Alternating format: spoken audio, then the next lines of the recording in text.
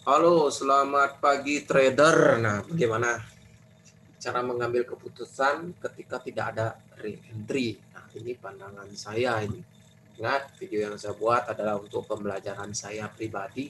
Jadi video ini bukan untuk diikuti tapi untuk dikoreksi. Maksudnya tidak untuk diikuti adalah begitu ada penjelasan dalam setiap market ini, kita atau Anda langsung mengikuti cara saya, tapi itu tidak dibenarkan. Maksud saya itu saya anggap salah. Mengapa salah? Karena saya buat ini untuk dikoreksi, bukan untuk diikuti.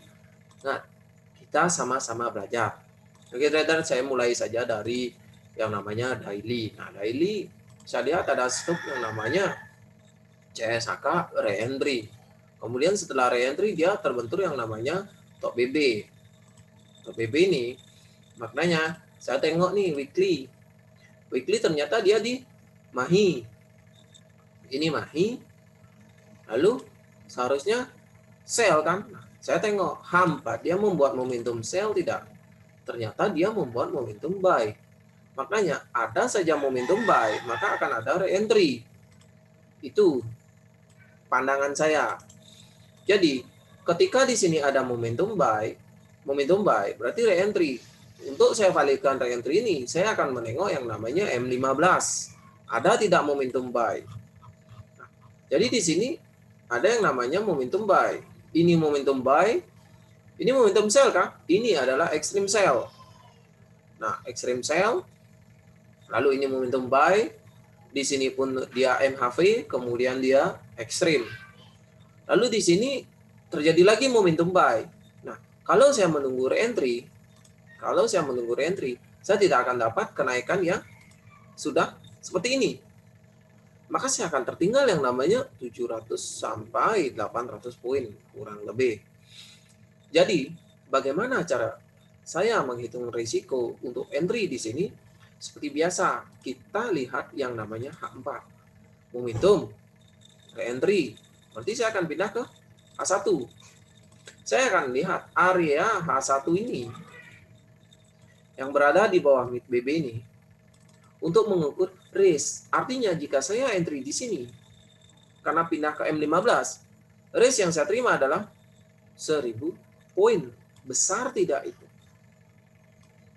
Itu relatif, tergantung margin Anda, tergantung kemampuan Anda meminimalisir risiko. Maksud saya tergantung keikhlasan Anda untuk mendapatkan risiko, tidak saja mendapatkan profit. Risiko pun pasti kita dapatkan dalam setiap entry. Nah, jadi terima tidak dengan risiko ini. Contoh 002 saya tarik nih. Maka $13. Macam tuh. Tergantung sekarang. Sanggup tidak? Kalau tidak sanggup bagaimana? Ya jangan entry. Kalau sanggup, entry. Dua pilihan. Berani dengan risiko itu, ambil. Tidak. Cukup tunggu. Tunggu kapan? Ya tunggu kapan membuat re-entry ini. Lalu, jika saya tengok H1, momentum juga. Tunggu re-entry juga kan? Betul, tunggu re-entry juga. Tapi dia tak balik bagaimana nih? Itulah market. Itu di luar kendali. Bukan saya penentu market. Dia bergerak dinamis. Nah, macam itulah cara pengambil keputusan ketika kita berpikiran bahwa ini balik tidak. Nah, jika pertanyaan dia balik atau tidak, saya pun tak tahu. Yang saya tahu hanya mengukur risiko.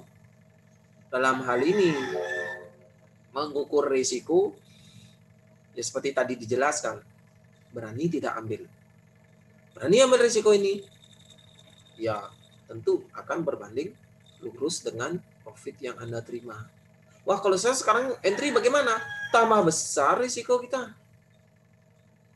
Malahan 1.800 poin atau 180 poin. 180 pips.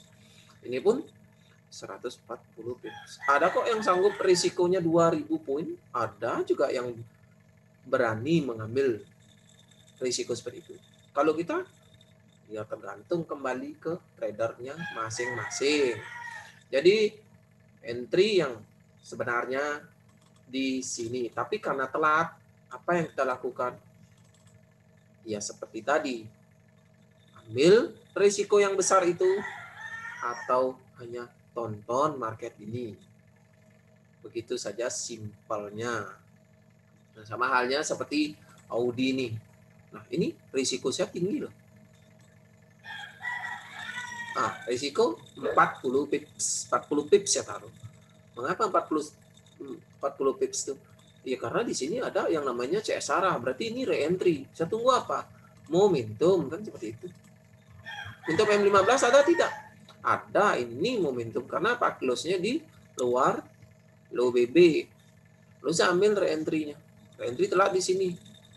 Telat sedikit. Sudah, saya sell. Risiko? Sudah. Selesai. Hanya itu caranya. Jika mencari kesempurnaan dalam entry, pucuk akar, itu lain lagi. Saya belum mampu seperti itu. Nah, jadi semoga bisa dipahami atas video yang saya buat ini. Ini kebetulan ada yang bertanya. Bertanya, kita sharing. Nah, tidak ada maksud untuk mengajari. Ini adalah murni untuk yang namanya pembelajaran saya pribadi. Oke, trader. Selamat pagi. Salam profit konsisten dan tentunya salam layar.